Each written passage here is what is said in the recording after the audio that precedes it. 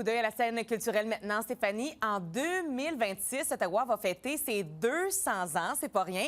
Et pour l'occasion, il y a une grande annonce qui a été faite aujourd'hui au Marché Bail. Après plusieurs années d'absence, Nuit Blanche Ottawa va faire son grand retour à l'automne 2026.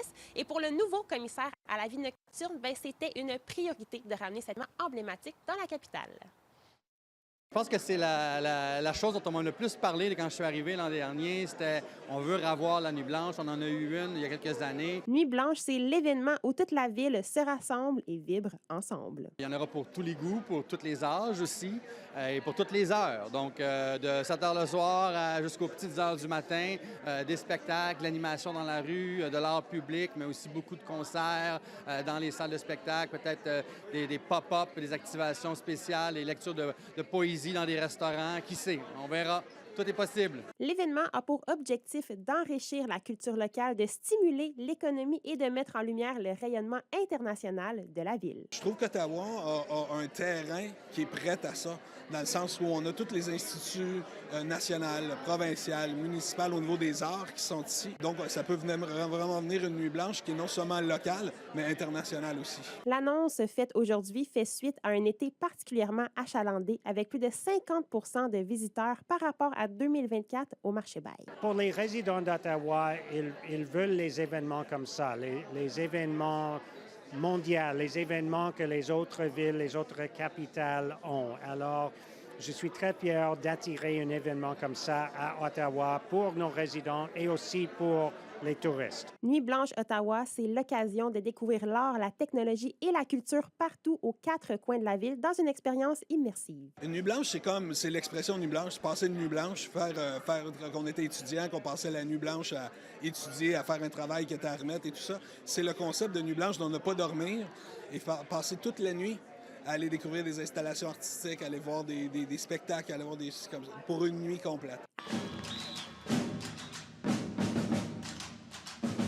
À l'occasion du coup d'envoi de l'édition 2026, la troupe française Trans Express vous promet une soirée assez spectaculaire le 17 octobre avec un spectacle qui va transformer le ciel. Ils sont sur des grues et que c'est un peu l'imaginaire de la naissance de la Nuit Blanche, donc c'est un mobile humain.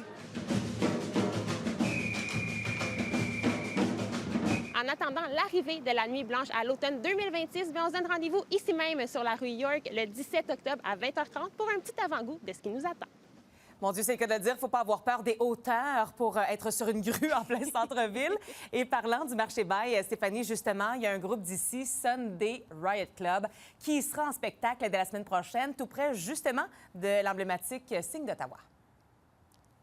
Exactement. C'est la veille de la soirée de la Nuit Blanche que le groupe de la région sera en spectacle, donc le 16 octobre. Et c'est un groupe qui est en pleine ascension en ce moment, donc on n'a pas fini d'entendre parler d'eux et ils n'ont pas fini de nous en mettre plein la vue.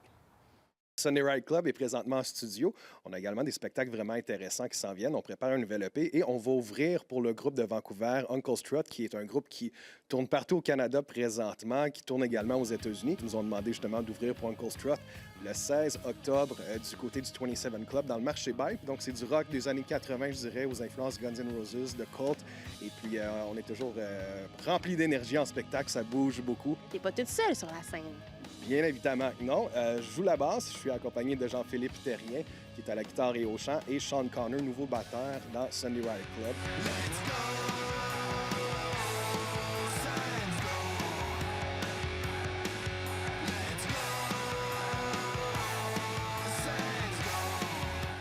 Et on vous reconnaît aussi pour l'hymne des sénateurs. Oui, on était de passage ici à TVA Ottawa-Gatineau il n'y a pas si longtemps. On a fait l'hymne des sénateurs d'Ottawa pour les séries d'après-saison. Notre première chanson en français, c'était vraiment un cri de ralliement pour se ranger derrière nos scènes, notre équipe de notre région. Et le réalisateur qui est avec nous, il nous dit que c'est quand même un bon verre d'oreille.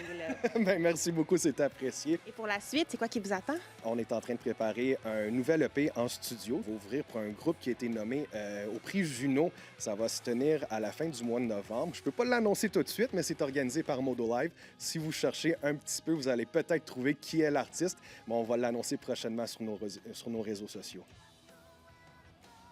On a donc 2 beaux rendez-vous qui nous attendent du côté du Marché Bail, un peu de rock le 16 octobre et un spectacle aérien le 17. Le meilleur des deux mondes. Merci Stéphanie, à tout de suite.